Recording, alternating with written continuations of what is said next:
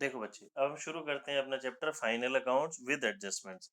अभी हमने जो चैप्टर पढ़ा था बच्चे वो था हमारा फाइनेंशियल स्टेटमेंट्स विदाउट एडजस्टमेंट्स। उसमें एडजस्टमेंट नहीं थी। उसमें हमने एक एडजस्टमेंट पढ़ी थी क्लोजिंग स्टॉक की। ठीक है, उसको भी हमने ज़्यादा डिटेल में डिस्कस नहीं किया था। हम सारी एडजस्टमेंट्स को पढ़ेंगे। एडजस्टमेंट मतलब बच्चे वो इन्फॉर्मेशन जो आपको क्वेश्चन के बाहर अलग से गिवन है। ठीक है, अब वो इन्फॉर्मेशन मुझे क्वेश्चन के बाहर अलग से गिवन है, तो वो एडजस्टमेंट हो गई। दैट मीन्स एक बार भी पोस्ट नहीं हुई तो मुझे उसकी पोस्टिंग करनी पड़ेगी। और कोई भी चीज़ अकाउंट्स में जब आप पोस्टिंग करते हैं, पहली बार ही रिकॉर्ड करते हैं, तो बच्चे वो कितनी जगह होती है? 2 जगह। ठीक है, तो चलिए शुरू करते हैं बच्चे। देखिए, final accounts with adjustment. Adjustment number 1 की हम बात करते हैं। सबसे पहले हम ले लेते हैं जी प्रीपेड एक्सपेंसेस की। प्रीपेड एक्सपेंसेस का मीनिंग बताओ बच्चे, क्या होता है? जल्दी से बताएंगे, प्रीपेड एक्सपेंसेस क्या होता है? Yes, paid in advance. we have paid in paid advance. In advance. बच्चे जो प्रीपेड हो गया, इसका एक और नाम क्या हो गया मेरे पास? Paid in advance. ये एसेट्स होता है, लायबिलिटी होता है बच्चे? एसेट्स। Assets. ठीक है, अब समझते हैं। देखिए, सपोज मुझे क्वेश्चन के अंदर एक इंफॉर्मेशन गिवन है जी, रेंट पेड 2000। एडजस्टमेंट में गिवन है रेंट पेड, क्वेश्चन के अंदर गिवन है रेंट पेड 2000। इसको हम कहाँ लिख देते हैं? प्रॉफिट एंड लॉस के डेबिट में। अब इससे रिलेटेड मुझे एक एडजस्टमेंट गिवन है क्वेश्चन में, नीचे इंफॉर्मेशन गिवन है prepaid rent amounting to ₹200। मतलब ये तो हम जो है रेंट पे कर चुके हैं, हम 2000 रुपीज का रेंट पे कर चुके हैं। नीचे मुझे इन्फॉर्मेशन में बताया जा रहा है जी प्री पेड रेंट है ₹200। प्री पेड का मतलब क्या होता है बच्चे? Paid in advance. Basically current year से बिलोंग नहीं करता। अगर मैं आपको थोड़ा सा डिटेल में समझाऊं, तो सपोज हमारा जो फाइनेंशियल ईयर है वो 1 अप्रैल 2020 को शुरू हुआ, और मेरा फाइनेंशियल ईयर खत्म कब होगा? 31 मार्च 2021 को। यहाँ पे इस डेट को मैं अपने फाइनल अकाउंट्स प्रिपेयर कर रहा हूँ। तो इस डेट को आई केम टू नो कि ये जो 200 रुपीज हैं, ये हमने एडवांस में पे करे हुए हैं। ठीक है, एडवांस में पे करने का मतलब ये मेरे करंट ईयर से बिलोंग नहीं करते। ठीक है जी, करंट ईयर से बिलोंग नहीं करते।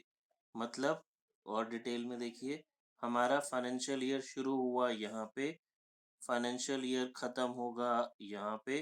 ये इस पूरे पीरियड के अंदर मैंने रेंट 2000 पे करा। इसके अंदर 200 वो है जो कि इस ईयर से बिलोंग ना करके यहाँ से बिलोंग करता है जी। ठीक है, तो ये करंट ईयर का क्या, मेरा 200 रुपीज करंट ईयर का एक्सपेंस हुआ? बिल्कुल भी नहीं। मैंने पे 2000 किया, बट उसके अंदर 200 रुपीज प्रीपेड है, जो कि नेक्स्ट ईयर फाइनेंशियल ईयर 21-22 से बिलोंग करता है। ठीक है, जब हम अपने अकाउंट प्रिपेयर करते हैं तो हमें पता है हम अक्रूवल बेसिस पे करते हैं। अक्रूवल बेसिस मतलब जो करंट ईयर से रिलेटेड है वही रिकॉर्ड करेंगे। लास्ट ईयर नेक्स्ट ईयर की चीजें हम रिकॉर्ड नहीं करते। तो ये जो मेरा 200 है, ये अभी एक्रू यानी कि ड्यू नहीं हुआ। ये मेरा एक्सपेंस नहीं है, ये मेरी क्या है? एसेट्स है। बिल्कुल सिंपल वर्ड्स में बोलूं तो प्रीपेड मेरी एसेट्स है, एक्सपेंस नहीं है। इसके अंदर इंक्लूड है तो इसको मैं क्या कर दूंगा? सब्ट्रैक्ट। क्योंकि ये जो मेरा 200 रुपीज है, ये मेरा करंट ईयर से बिलोंग नहीं करता। तो व्हाट विल आई डू? जब मैं प्रॉफिट एंड लॉस अकाउंट बच्चे प्रिपेयर करूंगा, तो मुझे पता है प्रॉफिट एंड लॉस के डेबिट में मैं लिखता हूँ जी रेंट। यहाँ पे मैं रेंट लिखूंगा 2000 रुपीज, और प्रीपेड को उसमें से क्या कर देंगे? सब्ट्रैक्ट। बिकॉज ये करंट ईयर से बिलोंग नहीं करता। तो मेरा करंट ईयर का एक्सपेंस कितना हो गया? 1800। और ये 200 रुपीज एक और जगह पोस्ट होगा, कहाँ पे? बैलेंस शीट की एसेट्स में, प्रीपेड रेंट के नाम से। देखिए, ये फिगर जो थी मेरी, ये क्वेश्चन के अंदर थी, एक जगह आ गई। ये फिगर एडजस्टमेंट के अंदर थी, 2 जगह मैंने रिकॉर्ड कर ली। प्रीपेड मतलब not related to current year, तो करंट ईयर का एक्सपेंस नहीं है, तो करंट ईयर के एक्सपेंस में से सब्ट्रैक्ट हो गया। प्रीपेड मेरी एसेट्स होता है, तो बैलेंस शीट में मैंने इसको एसेट साइड रिकॉर्ड कर लिया। ठीक है बच्चे, अगली एडजस्टमेंट पे आते हैं। नेक्स्ट एडजस्टमेंट हो गई मेरी एडजस्टमेंट नंबर 2, आउटस्टैंडिंग एक्सपेंस। बच्चे आउटस्टैंडिंग एक्सपेंस का मीनिंग बताएंगे? जो अभी नहीं दिया। जो भी नहीं दिया, due but not yet paid. ठीक है जी, ये मेरी एसेट्स होता है, लायबिलिटी होता है? लायबिलिटी। Liability, yes. अब अगर मैं इसको समझूं, सपोज मेरा फाइनेंशियल ईयर यही वाला हम ले लेते हैं, मेरा ईयर शुरू हुआ 1 ईयर 2020 को, ईयर क्लोज हुआ 31 मार्च 2021 को।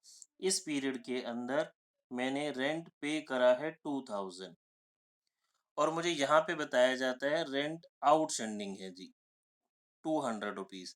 दैट मीन्स ये तो जो मैं है ऑलरेडी पे कर चुका हूँ, बट 200 रुपीज जो कि करंट ईयर से बिलोंग करता है, बट मैंने स्टिल पे नहीं किया है। आउटस्टैंडिंग का मतलब due but not yet paid. ये एक्सपेंस मेरा ड्यू हो चुका है। That means this expense is related to current financial year, but मैंने अभी तक भी पे नहीं करा। क्योंकि मैंने अभी तक भी इसको पे नहीं करा और ये करंट ईयर से रिलेटेड है, तो बच्चे मेरी क्या बन गया? लायबिलिटी। क्योंकि करंट ईयर से रिलेटेड है तो मेरे करंट ईयर के एक्सपेंस में आएगा। तो मैं जब अपना प्रॉफिट एंड लॉस अकाउंट बनाऊंगा तो डेबिट साइड में लिखूंगा बच्चे रेंट 2000 जो कि ऑलरेडी पेड है, प्लस आउटस्टैंडिंग रेंट।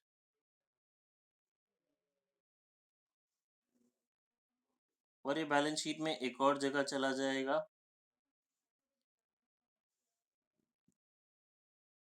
ठीक है, देखो बच्चे कोई डाउट है तो पूछो इतने में। ये फिगर मेरी क्वेश्चन के अंदर थी, एक जगह आ गई। ये फिगर एडजस्टमेंट के अंदर थी, दो जगह आ गई। क्वेश्चन कुछ उसी तरीके से लिखा मिलेगा। रेंट मुझे क्वेश्चन के अंदर गिवन है, आउटस्टैंडिंग रेंट मुझे एडजस्टमेंट के अंदर गिवन है। ठीक है बच्चे, ठीक है। एक्रूड इनकम बच्चे मेरी due but not eight receive assets हो गई। अब सपोज मुझे क्वेश्चन में गिवन है रेंट रिसीव या कमीशन रिसीव 2000 रुपीज। एडजस्टमेंट में गिवन है एक्रूड रेंट या accrued commission due but not eight receive 1000 rupees. इसका मतलब ये क्वेश्चन के अंदर गिवन है, एक तो क्रेडिट बैलेंस होगा, ये हम सभी को पता ही है क्योंकि रिसीव की बात हो रही है, ऑलरेडी रिसीव्ड। ये एडजस्टमेंट में गिवन है जो रेंट या कमीशन मुझे मिलना है, मिला नहीं है। मिलना है, मिला नहीं है, एक्रूड वर्ड लिखा है। क्या ये करंट ईयर से बिलोंग करता है बच्चों? Yes, no sir. Yes yes. तभी तो मिलना है, मिला नहीं है बच्चे, करंट ईयर से तो बिलोंग करता है। मैंने अपनी सर्विसेज दे दी, मेरा प्रेमाइसिस का रेंट ड्यू हो चुका, वो पर्सन रह लिया और रेंट ड्यू है और उस मुझे नहीं मिला, तो करंट ईयर से ही तो बिलोंग करता है। तो ये मेरी करंट ईयर की इनकम है, मुझे बट रिसीव नहीं हुई। तो इसको आप क्या करेंगे, प्लस या माइनस बताओ? Plus. Plus, very good. Plus. Credit side में लिखूंगा बाय रेंट या बाय कमीशन 2000 जो कि ऑलरेडी रिसीव है, प्लस एक्रूड 1000। तो टोटल मेरी करंट ईयर की इनकम कितनी हो जाएगी बच्चे? 3000। और ये बैलेंस शीट में एक और जगह कहाँ आएगा, एसेट साइड या लायबिलिटी साइड? Asset side. मिलना है, मिला नहीं है। ठीक है, देखो कोई डाउट तो नहीं यस है? सर। चलिए जी आगे चलते हैं, फोर्थ पॉइंट पे आते हैं। फोर्थ एडजस्टमेंट लिख लेते हैं जी, इसका opposite unearned income. Unearned income बताओ? ड्यू बट नहीं, अनअर्न्ड इनकम होगी receive in advance. Receive in advance बच्चे एसेट्स हुई, लायबिलिटी हुई? लायबिलिटी। लायबिलिटी। यानी कि हमने काम नहीं किया, पैसा पहले ही मिल गया। काम नहीं किया, पैसा पहले ही मिल गया, यही मतलब है ना। तो क्या ये करंट फाइनेंशियल ईयर से बिलोंग करती है बच्चे ये इनकम? नो। नहीं, नहीं। बिल्कुल ठीक। अगर आपको ये मीनिंग ही समझ में आ जाता है तो क्वेश्चन में कुछ मुश्किल चीज नहीं बचती। क्वेश्चन में गिवन है कमीशन रिसीव 4000, क्रेडिट बैलेंस होगा, ये हम सभी को पता ही है। एडजस्टमेंट में मुझे बताया जाता है out of the above commission received, out of the above commission received, 1/4 is related to next year. Commission receive है 4000, out of the above commission receive 1/4 is related to next year. अब मैंने थोड़ा सा लैंग्वेज चेंज कर दी, अभी तक simple simple सी बोल रहा था। अब उसने अमाउंट मुझे स्पेसिफाई नहीं करा, उसने बोला जी जो कमीशन मिला है इसमें से 1/4 is related to next year, not related to current year. 4000 का 1/4 3000, सॉरी 1000। मुझे मिला तो 4000 है, बट इस 4000 में से 1000 करंट ईयर से रिलेटेड नहीं है। तो जब मैं प्रॉफिट एंड लॉस अकाउंट बनाऊंगा तो इसमें करंट फाइनेंशियल ईयर की मेरी इनकम कितनी हो गई बच्चे? 3000। 3000। वेरी गुड जी, I am very happy. Harshita बिल्कुल सही आंसर कर रही है। यहाँ पे मैंने लिखा कमीशन। हर्षिता मेहनत तो बहुत करती है बट पता नहीं कंफ्यूज क्यों रहती है। कंफ्यूज नहीं हो बच्चे, आप भी ऐसे ही करोगे तो बड़ा अच्छा रहेगा। देखो एडवांस में मुझे 1000 मिला, तो मेरी करंट फाइनेंशियल ईयर की इनकम हो गई 3000। एंड 1000 बताओ, हर्षिता ही बताएगी। बच्चे बताओ एसेट्स या लायबिलिटी कहाँ लिखूं? हर्षिता बताओ। लायबिलिटी। Very good. यहाँ पे मैं लिख लूंगा कमीशन रिसीव इन एडवांस 1000। मैं पूरा नहीं लिख रहा बच्चे, यहाँ पे आ जाएगा कमीशन रिसीव इन एडवांस 1000। देखो बच्चे किसी को कोई डाउट है तो पूछ लो।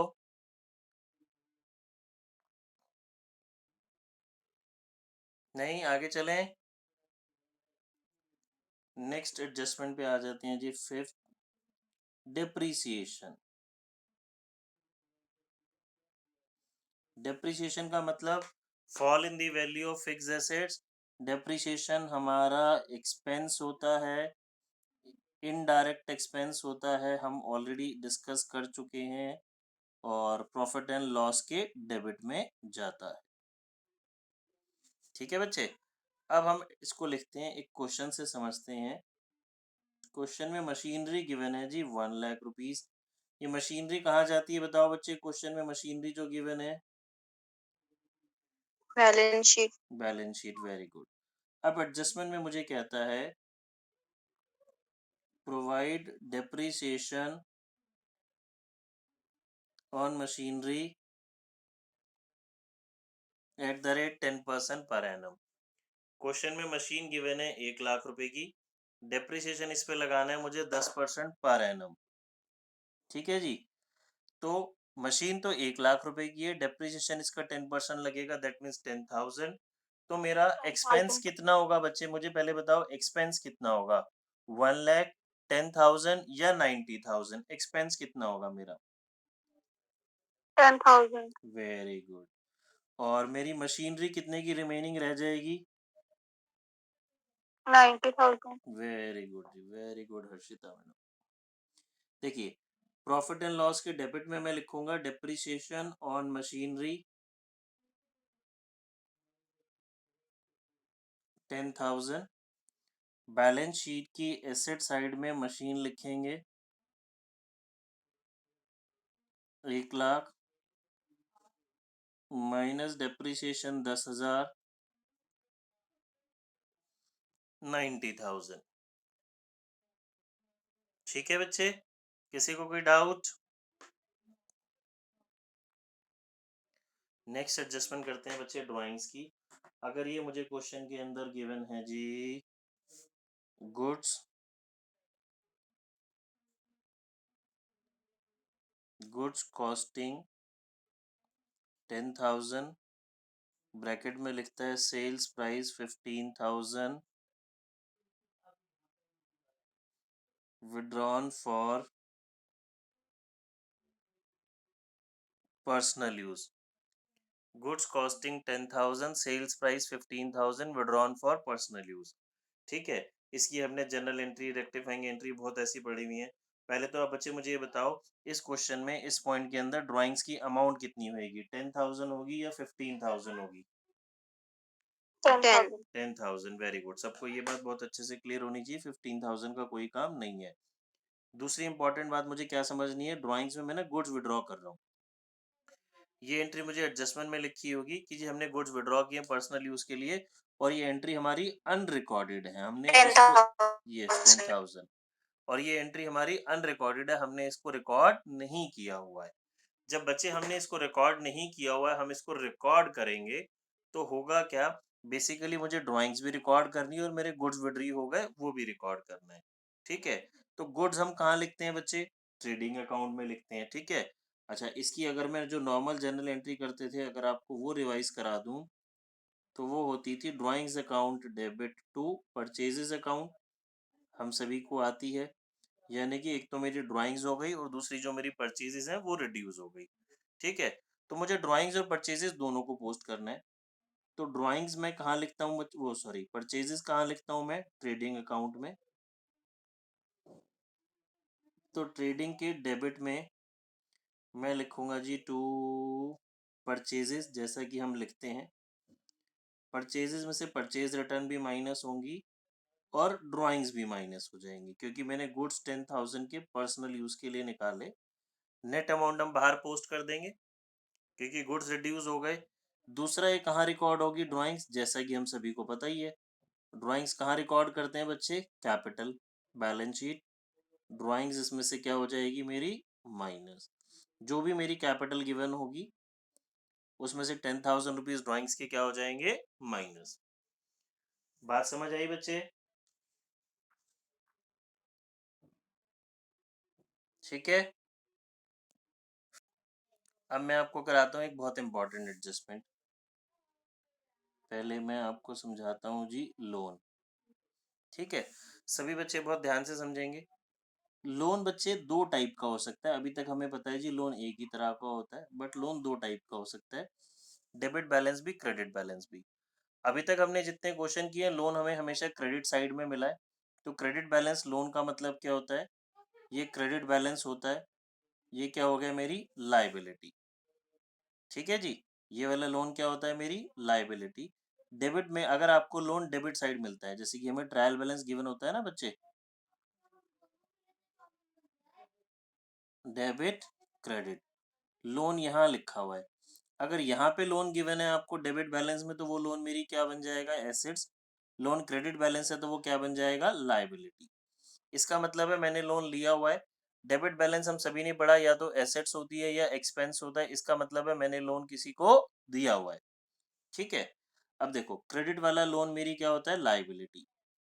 अच्छा, इसके ऊपर आप इंटरेस्ट बच्चे पे करोगे या रिसीव होता है, जल्दी से बताओ। Pay.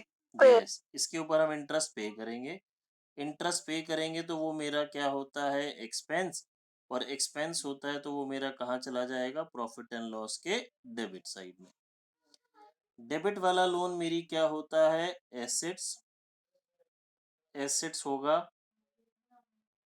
तो ये मेरे पास क्या हो गया, इंटरेस्ट रिसीव। इंटरेस्ट रिसीव मेरी क्या होता है, इनकम। इनकम होगी तो ये मेरी कहाँ चला जाएगा, प्रॉफिट एंड लॉस के क्रेडिट साइड में। बात समझ में आ गई बच्चे? Yes, sir. ठीक है, अब हम आगे इसी पॉइंट को कंटिन्यू करते हैं। अब आप देखिए, अब सपोज हमें ट्रायल बैलेंस गिवन है। यहाँ पे हम एडजस्टमेंट नंबर, हमने नंबर दिया था जी 6, इसको दे देते हैं हम 7 पॉइंट। एक ट्रायल बैलेंस गिवन है,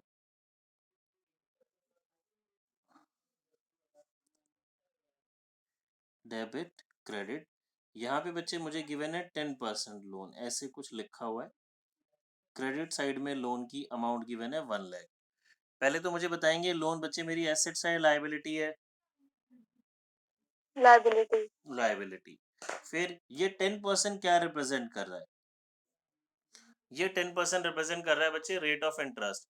कि इस लोन के ऊपर मुझे कितना इंटरेस्ट पे करना है, 10% इंटरेस्ट मुझे पे करना है ये लोन के ऊपर। ये जरूरी नहीं है 10 है, 7, 8, 15, 12 कुछ भी क्वेश्चन में आपको गिवन हो सकता है। ट्रायल बैलेंस ये मेरी क्रेडिट साइड में गिवन है, 10% लोन गिवन है, यानी कि इसके ऊपर जो मेरा रेट ऑफ इंटरेस्ट है वो हो गया बच्चे कितना, 10%। ठीक है। अब अगर कभी भी किसी एसेट्स या लायबिलिटी जैसे लोन के साथ, इन्वेस्टमेंट के साथ ये रेट ऑफ इंटरेस्ट गिवन होगा ना, तो इसे बोला जाता है बच्चे इम्प्लाइड एडजस्टमेंट। इम्प्लाइड एडजस्टमेंट का मतलब है कि ये जो मेरा रेट ऑफ इंटरेस्ट है ये एडजस्टमेंट ट्रीट किया जाएगा। ठीक है। ये जो मेरा रेट ऑफ इंटरेस्ट है इसे क्या ट्रीट किया जाएगा, एडजस्टमेंट। अगर क्वेश्चन में नीचे कुछ भी इंफॉर्मेशन नहीं है, दैट मीन्स मुझे इसके ऊपर 10% पे करना है और इंटरेस्ट पे करना है, और ये मेरी इनडायरेक्ट या इम्प्लाइड एडजस्टमेंट हो गई। ठीक है बच्चे। अब मैं आपको दोबारा से समझाता हूँ अलग अलग केसेस में। इसी सेवेंथ केस एडजस्टमेंट में केस 1 मैं क्या कहना चाहता हूँ अब आपको समझ में आ जाएगा। Debit balance, credit balance, question में गिवन है 10% लोन, 1 लाख, और कोई इंफॉर्मेशन क्वेश्चन में गिवन नहीं है। तो हमने क्या देखा जी, ये हमारी एडजस्टमेंट है नीचे, और क्वेश्चन में एडजस्टमेंट में इसके रिगार्डिंग कोई इंफॉर्मेशन नहीं है। दैट मीन्स मुझे इसके ऊपर इंटरेस्ट पे करना है कितना, 10%। लोन एक ही जगह पोस्ट होगा, इंटरेस्ट दो जगह पोस्ट होगा। 1 लाख का मैं 10% निकालूंगा बच्चे, आ जाएगा 10,000। ये 10,000 मेरी एडजस्टमेंट है, रेट ऑफ इंटरेस्ट। तो ये जो इंटरेस्ट है दो जगह जाएगा, एक तो मेरा एक्सपेंस है प्रॉफिट एंड लॉस के डेबिट में, दूसरा क्योंकि हम इसे एम्प्लॉयड एडजस्टमेंट बोल रहे हैं, क्वेश्चन में कहीं पे भी इस रेट ऑफ इंटरेस्ट के बारे में इंफॉर्मेशन नहीं है। दैट मीन्स ये जो मेरा इंटरेस्ट है ये ड्यू बट नॉट, हाँ बच्चे, ये जो मेरा इंटरेस्ट है ये क्या हो जाएगा, interest due but not paid, interest but not paid. तो ये जो मेरा इंटरेस्ट है ये मेरी एडजस्टमेंट हो गया, इंटरेस्ट बट नॉट पेड हो गया, तो ये बैलेंस शीट की लायबिलिटी में भी जाएगा। ठीक है। दोबारा समझा रहा हूँ, क्वेश्चन में लोन गिवन है 1 लाख, 10% का इंटरेस्ट गिवन है, और इस इंटरेस्ट के बारे में फर्दर कोई इंफॉर्मेशन नहीं है, तो इसका मतलब इसका 10% मुझे इंटरेस्ट पे करना है, जो कि हमने अभी तक पे नहीं करा। एक तो मेरा एडजस्टमेंट ये वो एक्सपेंस हो गया, प्रॉफिट एंड लॉस के डेबिट में आएगा, और दूसरा हमने पे नहीं करा है तो बैलेंस शीट की लायबिलिटी में भी जाएगा। देखिए कैसे मैं आपको करके दिखाता हूँ। Wait wait wait wait wait Harshita समझो। यहाँ पे हमने लिखा interest on loan 10,000 debit side में, ये तो मेरा आना ही है।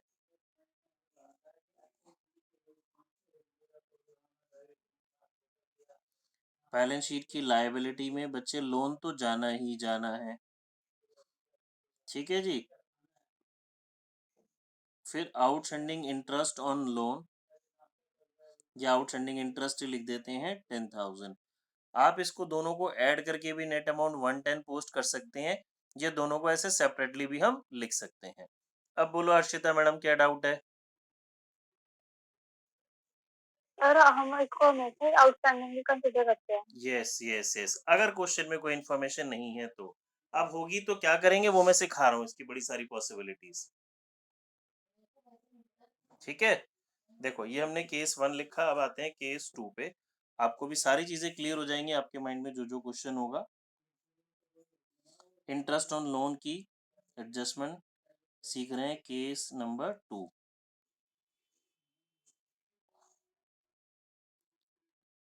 ट्रायल बैलेंस गिवन है, यहाँ पे हम लिख देते हैं जी 10% लोन, क्रेडिट साइड में 1 लाख, और अब देखो क्वेश्चन के अंदर गिवन है Harshita interest on loan, debit side में 7,000।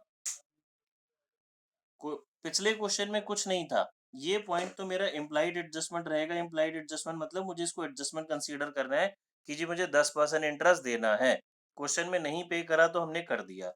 अब क्वेश्चन में already interest on loan given है 7,000, डेबिट बैलेंस है। क्यों डेबिट बैलेंस है हम ऑलरेडी समझ चुके हैं। लोन मेरी लाइबिलिटी है तो उसका इंटरेस्ट मैं पे करूंगा तो एक्सपेंस है तो डेबिट बैलेंस ही होगा। मतलब 1 लाख का 10% आपने निकाला, 1 लाख का 10% आपने निकाला, तो आपका टोटल इंटरेस्ट बच्चे कितना बन गया 10,000। 7,000 जो है आप ऑलरेडी पे कर चुके हैं जो क्वेश्चन में दिख रहा है। 3,000 आपका क्या आ जाएगा आउटस्टैंडिंग इंटरेस्ट। ठीक है, अब मुझे आप बताएं प्रॉफिट एंड लॉस की डेबिट साइड में कितना इंटरेस्ट पोस्ट करूंगा। सभी बच्चे जल्दी से अपना आंसर चैट बॉक्स में लिखेंगे। Interest on loan profit and loss की डेबिट साइड में कितना मैं लिखूंगा। सभी स्टूडेंट जल्दी से चैट बॉक्स में अपना आंसर लिखेंगे बच्चे।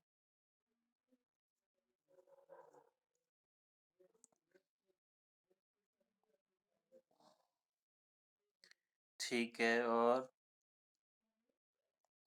हर्षिता का एक आंसर आया, बाकी बच्चे रिया का, ठीक है, जानवी, हर्षिता भाटिया जल्दी जल्दी से बताएंगे बेटा। देखिए, ठीक है, हर्षिता भाटिया रह गई और एक बच्चा और रह गया। देखिए मैं बताता हूँ, इसका आंसर आएगा बच्चे मेरे पास पूरा 10,000। आप मीनिंग समझो बच्चे, करंट ईयर का तो आपका पूरा खर्चा 10,000 ही है ना। मैंने आपको यहाँ आंसर इनडायरेक्टली बता दिया। ये जो 10,000 रुपीज का इंटरेस्ट है ये करंट ईयर का ही तो इंटरेस्ट है। फुल ईयर का 10,000 बनता है। 7,000 आप दे चुके, 3,000 नहीं दिया, तो टोटल इंटरेस्ट तो बच्चे 10,000 ही रहेगा आपका।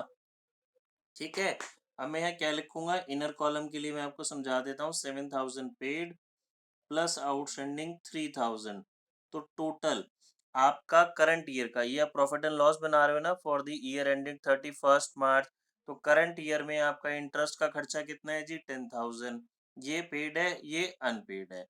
अब मुझे बताओ बैलेंस शीट में इंटरेस्ट कितना जाएगा।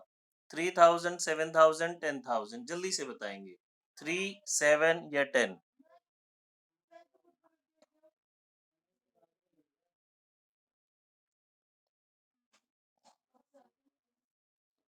3,000, क्योंकि बैलेंस शीट में तो सिर्फ कौन सी फिगर जाती है जो आउटस्टैंडिंग है मेरा। आउटस्टैंडिंग तो 3,000 ही निकला। ठीक है, केस 3 कर देते हैं इसको अब हम अगला।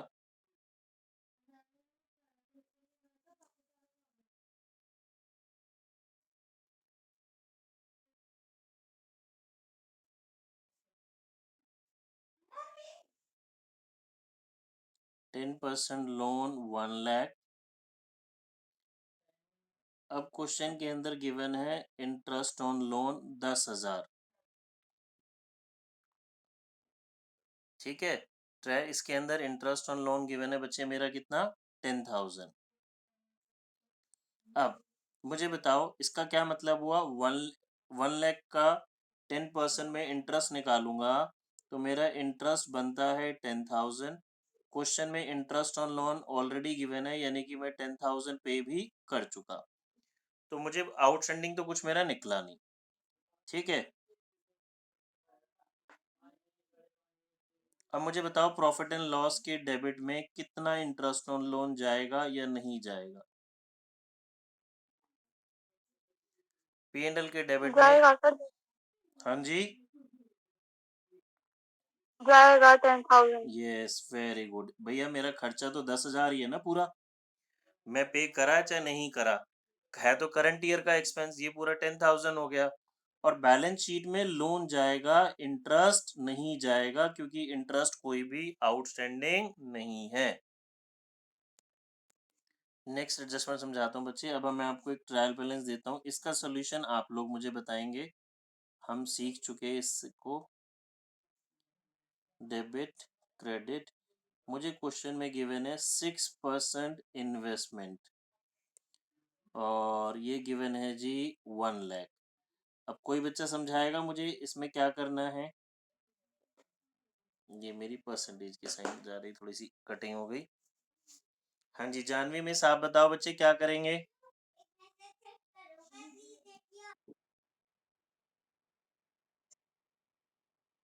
हाँ जी, इम्प्लाइड एडजस्टमेंट है। देखो, इसको हम मानेंगे इम्प्लाइड एडजस्टमेंट, वही जो हमने 3 केस किए हैं, तीनों के तीनों केस सेम रहेंगे। मैं पूरा आपको सारा रिपीट ना करा के शॉर्ट में बताता हूँ। ये 1 लाख रुपीज़ तो जो है ये मेरी कहाँ पोस्ट होगी, बैलेंस शीट की एसेट्स में पोस्ट होगी ही होगी। इसका 1 लाख का 6% निकाल लेंगे 6000, ये मेरा क्या आ जाएगा बच्चे, इंटरेस्ट। ये मेरी इंटरेस्ट क्या हो गया, इनकम, बिकॉज इन्वेस्टमेंट के ऊपर तो मुझे इंटरेस्ट मिलेगा ना। अब अगर क्वेश्चन इतना ही आगे इन साइलेंट है और कोई फर्दर इंफॉर्मेशन नहीं है, तो 6000 तो मेरी कहाँ चला जाएगा बच्चे, इनकम है तो प्रॉफिट एंड लॉस के क्रेडिट में, और बिकॉज कुछ रिसीव नहीं है तो इसको हम बोलेंगे एक्रूड इंटरेस्ट। बैलेंस शीट में कहाँ चला जाएगा, ये मेरी एसेट्स में।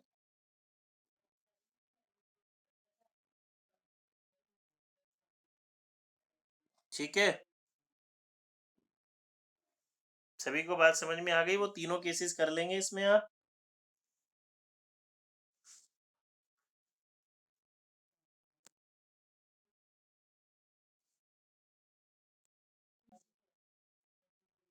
देखो, इसको मैं आपको पूरा अभी समझा देता हूँ। सारा ट्रीटमेंट हमारा वही रहेगा जो था। Following are the balances extracted from the books of Manish as on 31st March 2021। Prepare trading profit and loss account and balance sheet as at 31st March 2021 after following adjustments are made. ये देखिए बच्चे, ये मेरे पास adjustments हो गई। Next class में ना मैं आपको सारा एक पूरा बड़ा क्वेश्चन करके दिखा दूंगा। अभी एक सिंपल से मैं आपको समझा देता हूँ होमवर्क के लिए। ये सारी चीजें हमें आती हैं बट स्टिल मैं आपको एक बार बता देता हूँ। Balance sheet, plant and machinery balance sheet, delivery vehicle assets, debtor assets, creditor liability, purchases trading के डेबिट, सेल्स ट्रेडिंग का क्रेडिट, वेजेस ट्रेडिंग के debit, cash at bank assets, profit and loss debit, profit and loss debit, trading के debit, rent P and L debit, manufacturing expense trading debit, bills payable liability, bad डेब्ट profit and loss debit, carriage inward trading के debit में। अब एक closing stock की जो adjustment है हमें पता है ना, कहाँ लिखते हैं हम, ट्रेडिंग अकाउंट के क्रेडिट में और बैलेंस शीट की एसेट्स में। डेप्रिसिएशन लगाना है बच्चे प्लांट एंड मशीनरी पे 10%, ये रहा मेरे पास plant and machinery, and delivery vehicles पे 15%, ये रहा डिलीवरी व्हीकल। क्या करेंगे मैं भी करके दिखाता हूँ आपको। अनपेड रेंट है ₹500, यानी कि अनपेड रेंट क्या हो गया मेरा, आउटस्टैंडिंग। ठीक है, हो जाएगा ना बिल्कुल। अब सिंपल सा क्वेश्चन है, सारी चीजें सेम है बट स्टिल मैं आपको एक बार इसके मेन मेन पॉइंट्स बस अभी करके दिखा देता हूँ। देखिए, हमने बनाया बच्चे ट्रेडिंग अकाउंट,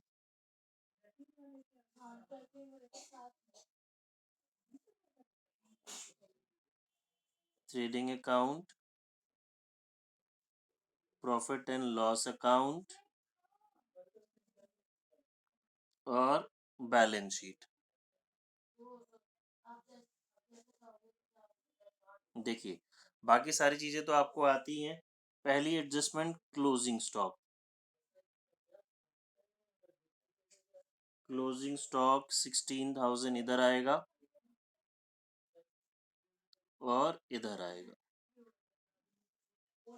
ठीक है, डेप्रिसिएशन लगाना है जी प्लांट एंड मशीनरी पे 10% और डिलीवरी व्हीकल पे। तो इसको हम कुछ इस तरीके से दिखाएंगे, to depreciation on plant and machinery, to depreciation on delivery vehicles.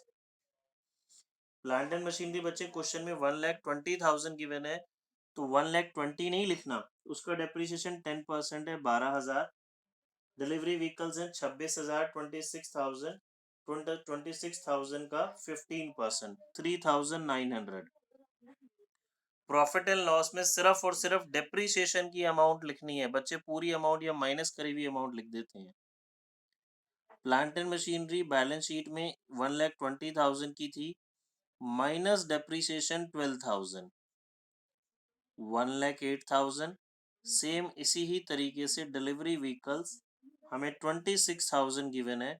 Depreciation क्या करता है, एसेट्स की वैल्यू को रिड्यूस, तो ये सब्ट्रैक्ट हो गया जी। 26,000 में से 3,900 का डेप्रिसिएशन सब्ट्रैक्ट हो गया, 22,100। ठीक है, unpaid rent, unpaid rent question में देखो रेंट गिवन है क्या? यस, क्वेश्चन के अंदर रेंट गिवन है बच्चे मुझे 4500 रुपीज का। अनपेड बोले तो आउटस्टैंडिंग, आउटस्टैंडिंग रेंट कितना हो गया बच्चे मेरा 500 एड, बिकॉज ये करंट ईयर से बिलोंग करता है, मैंने पे नहीं करा 5000। और बैलेंस शीट की लायबिलिटी में अनपेड रेंट। ठीक है, देखो बच्चे समझ में आई? बाकी चीजें तो आप जैसे पोस्ट करते थे वैसे करेंगे ही। ग्रॉस प्रॉफिट या ग्रॉस लॉस, नेट प्रॉफिट या नेट लॉस, और इधर कैपिटल में प्लस होगा ग्रॉस नेट प्रॉफिट।